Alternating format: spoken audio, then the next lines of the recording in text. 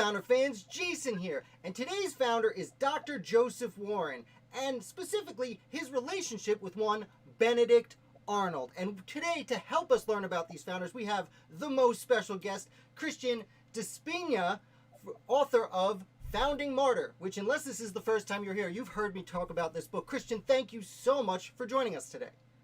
Hey, I appreciate it, Jason. Thank you. Absolutely. Now, we discussed who we wanted to talk about when you were coming on, and you brought up a very interesting relationship between Benedict Arnold, a future traitor, and Dr. Joseph Warren, a future martyr. So tell us, when did Benedict Arnold and Joseph Warren first meet? Well, they met in Cambridge right after the battles of Lexington and Concord, and Arnold approaches Warren as his capacity as a leader in the Patriot movement, head of the Committee of Safety, approaches him with a plan to capture the cannon at Fort Ticonderoga. And Warren, in his capacity as a leader, arranges this, gets Arnold arms, ammunition, money, sends him on his way. Eventually, he meets up with Ethan Allen. The mission's successful, and these are the cannon that eventually break the siege of Boston in March of 1776. That's very interesting. So when Arnold goes to Massachusetts, he's in a fashion seeking a commission from the state militia, if I'm not mistaken. Is this at the same time that Joseph Warren is head of the provincial Congress? It's literally right before Warren becomes president of the Massachusetts Provincial Congress. But he's obviously involved as, the on-the-ground leader at this point. We've already seen that John Adams, Sam Adams, John Hancock, they're already on their way to the First Continental Congress in Philadelphia. And so Warren is the on-the-ground leader at this point, right? He's evacuated Boston, so this is in the days following Lex and Concord. So when Arnold is there in Massachusetts, Warren very much would have been involved with helping Arnold receive that commission he would later go to Ticonderoga with.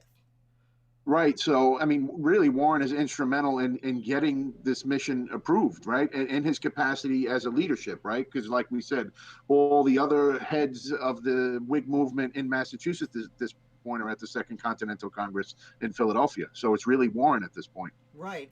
And so just about less than a year later, a few months later, Warren would unfortunately pass away and be martyred at the Battle of Bunker Hill. At this point, however, Arnold would have been fairly far away, if I'm not mistaken. Do we know, how did Arnold react when he found out Warren had been killed?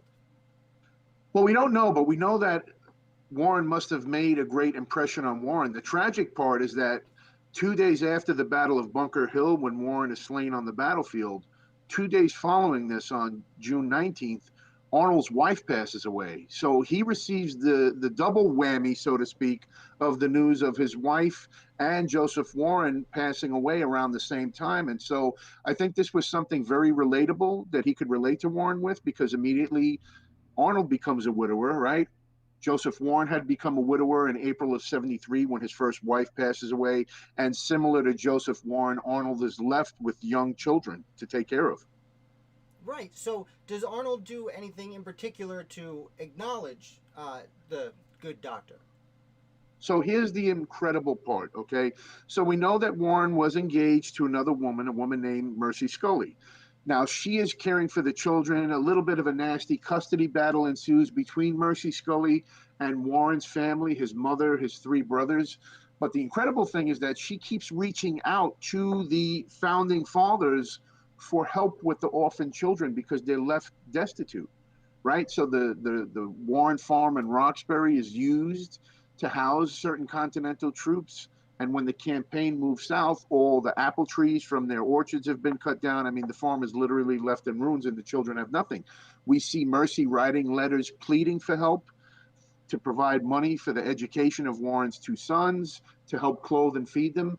Now, to this point, we never knew. We knew that Arnold had been in correspondence with Mercy, and he raises $500. That's what we had known up until I started doing my research. Well, I found an incredible letter that Mercy writes to Benedict Arnold in July of 1780, right? So this is literally weeks before Arnold's treason's uncovered. Well, she's writing thanking him for all the money that he personally donated to Warren's 4 children, which was to the tune of about £3,000. Now, just think about this. This is the incredible part, right? We're talking about a man who's accused of putting coin over country, donating what would probably be close to $600,000 in today's currency from his own pocket for Warren's 4 orphan children. That's incredible, and it certainly puts more of a human face on Benedict Arnold, who, you know, obviously, fairly rightfully is looked at in American history as one of, if not the great traitors, but he was a human, and he was attached not only to the cause, but as you said, to individuals in the American founding. That's Right. amazing, And I Christian. mean, really think about it. Yeah, no, Yeah, go ahead. it's yeah, sorry to interrupt. No, it's absolutely fascinating. Yeah, Christian, thank you so much for being here. Is there anything else about the relationship between Arnold and Warren that you think should be added? Well, I just think that, you know, the name Benedict Arnold's really become a soundbite in history, but I mean, it really has to put his treason under new light, right? This really brings to question his treason. And really, I'd go so bold as to say, I think one of the reasons that Arnold is pushed to betray his country is because he's literally disgusted by the treatment of Warren's family by the powers that be, right? By the new government of the United States, by the founding fathers who basically completely abandoned, one of her favorite sons, a man who gives his life on the battlefield for freedom and liberty. And the only one who comes to the rescue is Benedict Arnold. Yeah, well, you're certainly in the right place. On this channel, I make the point very often that the reason Benedict Arnold's treason was so important is because at the time he was a hero, and he certainly was not the only person in the army disappointed with what the Continental Congress was doing in Philadelphia. So, Christian, thank you so much for joining us. I can't thank you enough. Thank you for being here. I appreciate it. I really do. Thanks.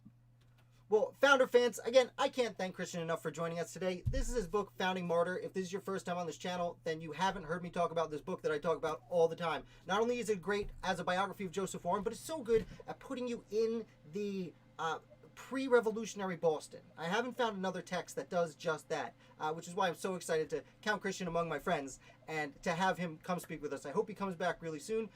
Make sure you like and subscribe for new videos all week long. We are going to have more guests this week, and I will be back with another founder for you tomorrow.